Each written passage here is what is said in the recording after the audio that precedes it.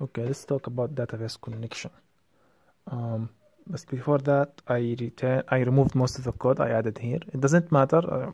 At the end, I will convert a lot of this to other things. Anyway, but for database connection, before we add it, we need to create a way to make our credentials secure. So when we push our changes into, for example, GitHub or Bitbucket, we don't need anyone that has access to the repository to see the credentials for the database connection. Or even worse, if it's an open source, we don't want to expose our credentials to anyone. I think if you Google about this, you will find some people losing quite a lot of money doing this, especially if you exposed your AWS credentials or your EC2 credentials. So anyway, I think that the easiest way to do this in most programming languages is the .env file. Here you put your credentials, and you don't commit this to any. You don't add this to the Git flow. So you don't need add this into Git, not Git flow. So env. So to prevent Git from committing anything regarding this file .env, just add it to the git ignore. Since it's in the same level, just add its name .env. So yeah, like this it won't be committed. And each one will clone your project should create this .env file. So you should tell them about it or add it inside the readme. What variables should they add here? So for me, it will be db host. You can name it anything you want. So localhost, db password equal password. Before that, db user equal my user, and db port. No, it's not db port. Sorry. Port equal db 3030. I'm sorry, I'm just db underscore db equal nest.js. So this is our credentials. So to start using the .env file, we need to install a package called .env. Okay. Don't need to wait it until it's installed. I can import everything as .env from .env.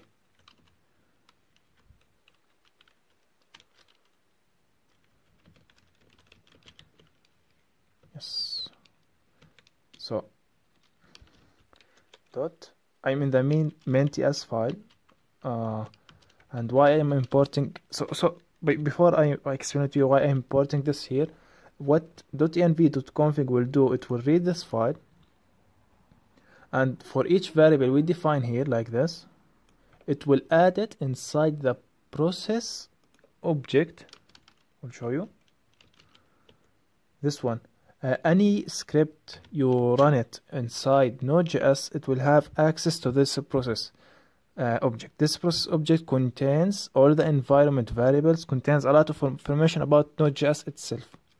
So this .env.config function will add all our variables inside the env object from the process object. Okay, I hope this is clear. So why I'm adding it here? Because I want to access the port. Yes. If that does not exist for any reason, we want to add this operator, 2 pipes, which means if this is undefined or null or false value, just use 3000, the default one. Okay, we need and now if we want to add a connection, we need to add it inside the app module. First thing, we will import the .env and run this .env.config. And we need to install a some packages. Yeah, we need to install some packages. Okay. CLS for Windows. npm install at nest.js type ORM, then another library called type ORM, then the driver or the library you will use to connect to the database you want. So first of all, type ORM is an ORM written in JavaScript. It works for TypeScript and JavaScript. I think yeah, I think that's it, just an ORM.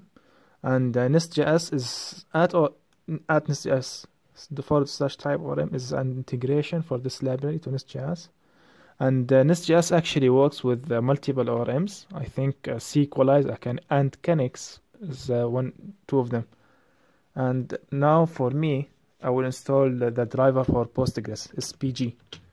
It's called PG. If you have MySQL, you will add MySQL here. So this will install 3 packages for me. And yeah.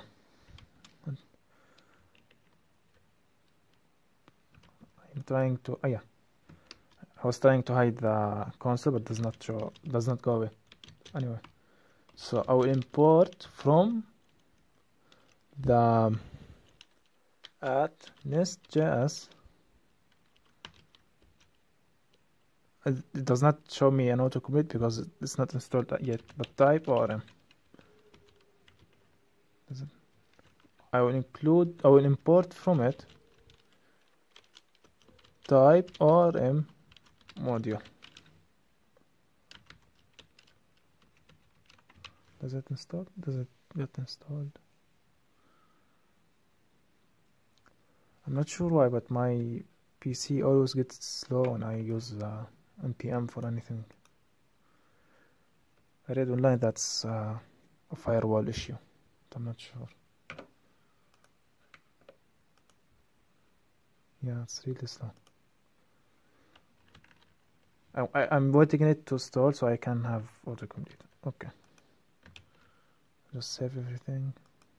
Now, type ORM module dot for root. I think this is very similar to Angular. If you ever used Angular. So the first property in the object is the type. This is the driver type. So here we have a lot of options: SQLite, SQL Server, MongoDB. I will use Postgres. And another property is the host. This will be the process Dutyenv dot I'm not sure what did I call it, the host. Yeah, DB host. Okay. Then the username, the process Dutyenv dot DB user, then the password.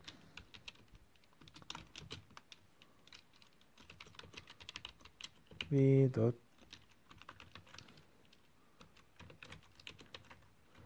TP password. The database now. Actually, if you read the documentation, you can connect to multiple databases. They all will go here in the same structure, sort of.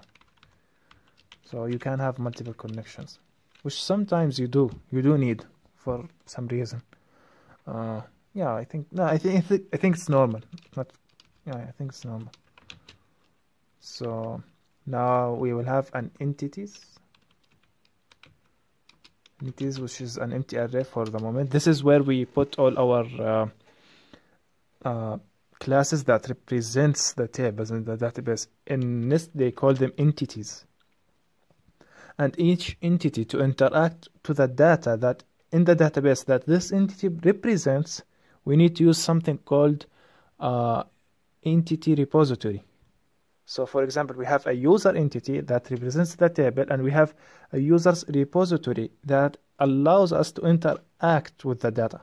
Okay, so I think in a very high overview, the service, a request goes into Nest, and controller maps this request into a service, the service interacts with any entity repository to do any CRUD operation, create or read or update or delete on that data. Then a response will be returned to the user. I think this is like a very high overview. Anyway, so after the entities, we need synchronize. Synchronize, as I read in the documentation, I think most of RMs have this feature. This means each time you run the application, it will remigrate the entities you create into tables. So this should actually, you need to be careful with this, so you don't push it to production. If I understood this correctly, since if this deletes everything, and which means if this drops the tables and put them again, this might be a problem in production, of course. In development, this is I think this is required. But I think a good solution for this, maybe it's not the best solution, but to have an environment variable called div, called env, and it's div. And here I can check if process dot env another env, which is the name, equal to div. So if this is equal to div, yeah, true, synchronize. If not, production or anything else, don't synchronize. So before you compile the code and push it to production, you need to change these environment variables. And I think placing it here a good thing, because at the end you need to change these, and you will remember to see this one and change it. Yeah, I think so. But feel free to correct me or give me another approach.